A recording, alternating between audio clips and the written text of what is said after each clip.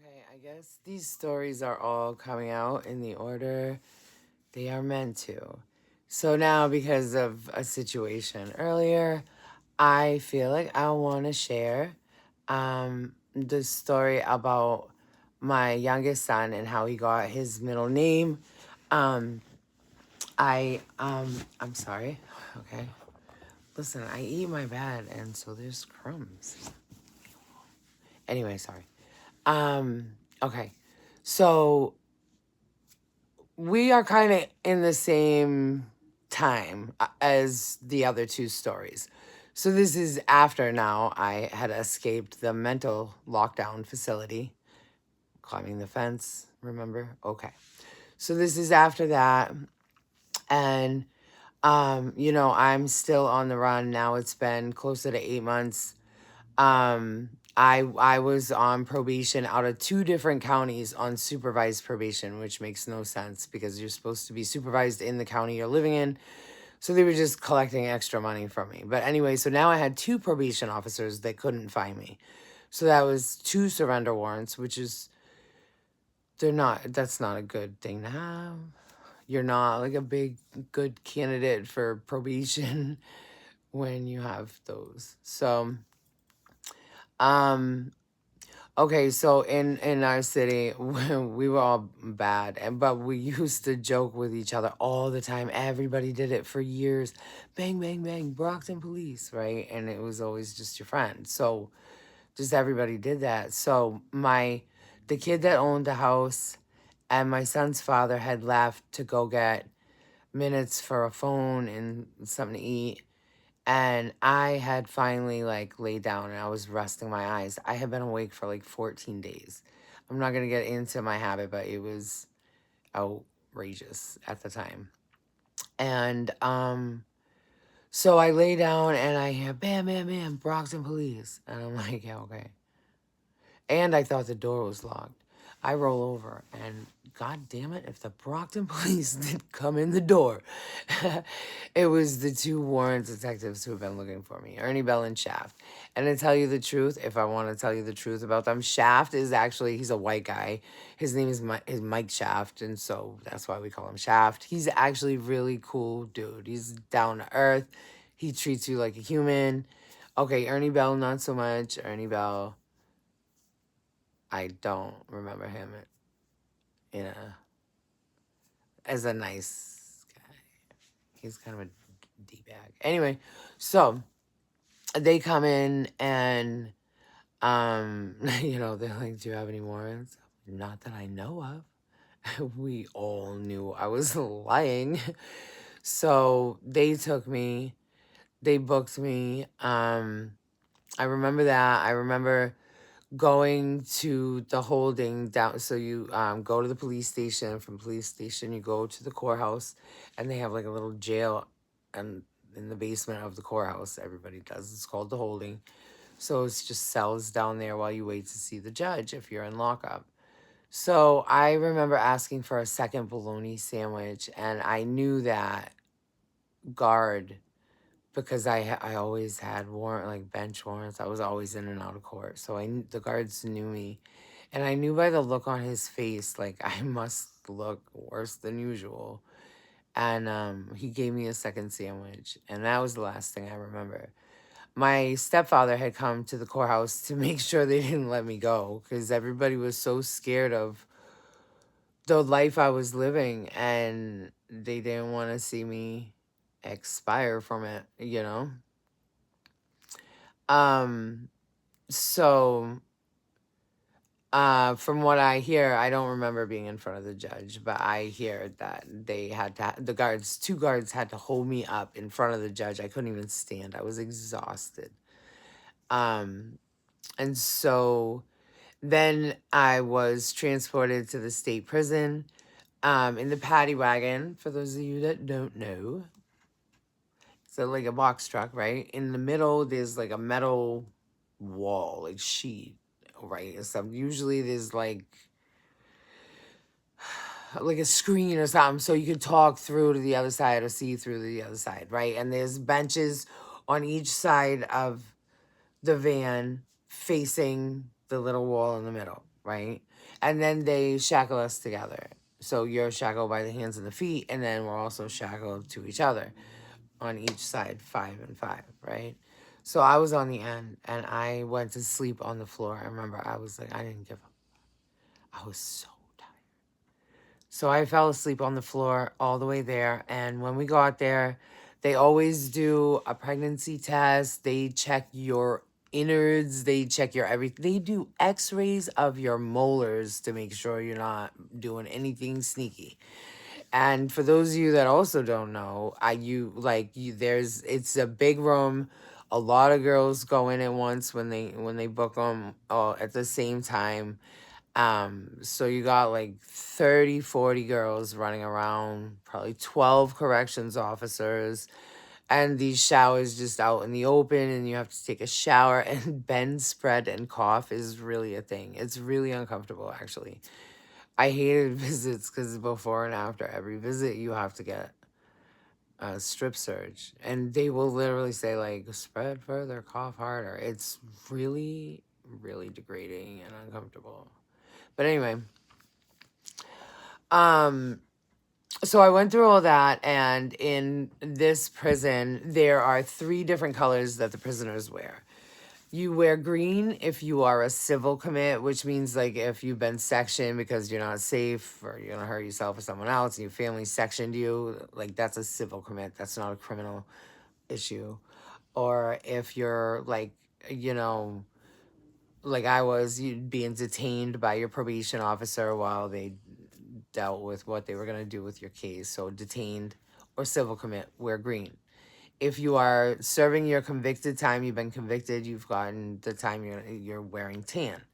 If you are pregnant, you wear blue. And I was in my greens, laying on this wooden bench that was too skinny. So I was like all like curled up in the fetal position on my back, but kind of up against this cement wall. And I didn't notice that all the other girls had left. I was so uncomfortable. I just wanted to get in a bed. So bad. And all of a sudden, this big corrections officer was a female with a very rough voice. We'll pretend my last name was Reckless. She comes in, and all I hear is, Reckless, you know you're pregnant, right? So she threw the blues at me, and she's like, change your clothes, we'll bring you to your cell. Okay. So I go to my cell, and I'm like, Jesus Christ, I'm going to have to deal with that. But like after my nap, I had to sleep. So I went to sleep. And then, soon after that, I don't know how soon, they took me to, an OBGYN that was in the prison.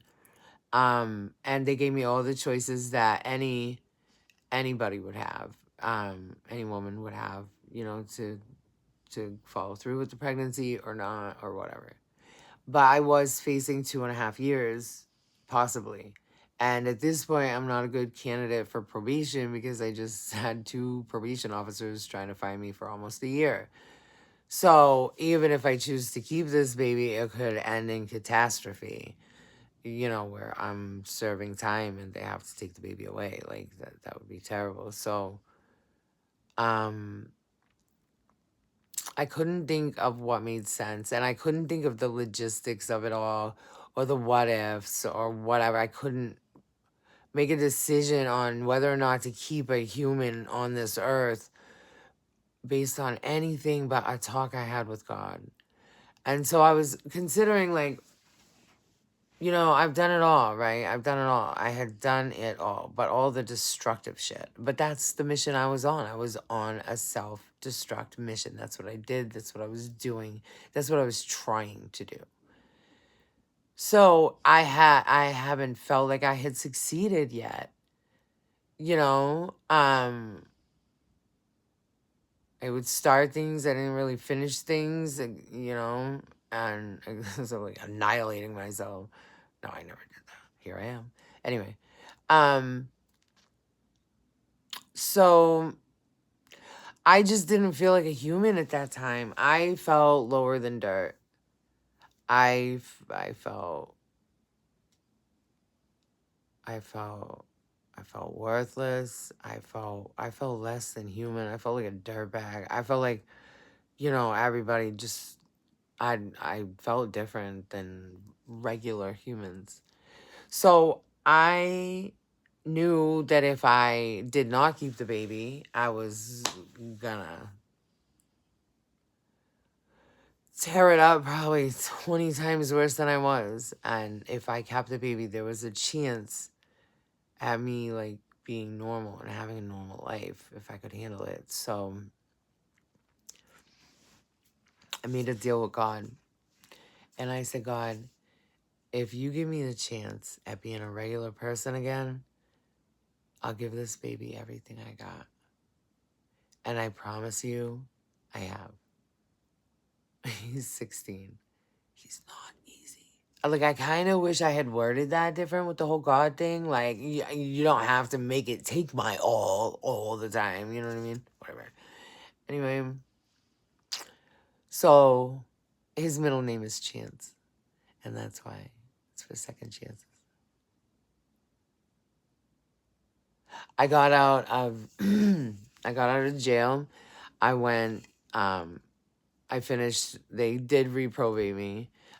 So I finished my probation at at a halfway house on Cape Cod. And I stayed there longer than I had to. I had my son while I was living at the halfway house. That's a whole nother crazy story. Remind me, I'll get to it. But I stayed there till he was 8 months old, and then I moved on to another program where I had my own apartment, but I had to participate in groups and stay clean and sober, and I wanted that accountability. Especially, this was my first time on my own in my first apartment. And I was so mad that my family wouldn't take me in. But again, it really was the best thing they could have ever done. Like, thank God I found my independence. And this is way better than, yeah. So, I stayed clean and sober for 3 years. And then things changed. But in that time, I went back to college. I went to college. And I got my paralegal associate's degree. And so that was in '07. I got arrested and had him. And in 2014, I was running a law office solo with that degree and 4 years of experience. So, anybody can judge me for doing something that, like, in so many ways maybe didn't make sense. I knew his father was, I knew who his father was, and that he's probably not going to change. And I don't expect him to, and I don't fight with him to, because that's just, whoa, a waste of time.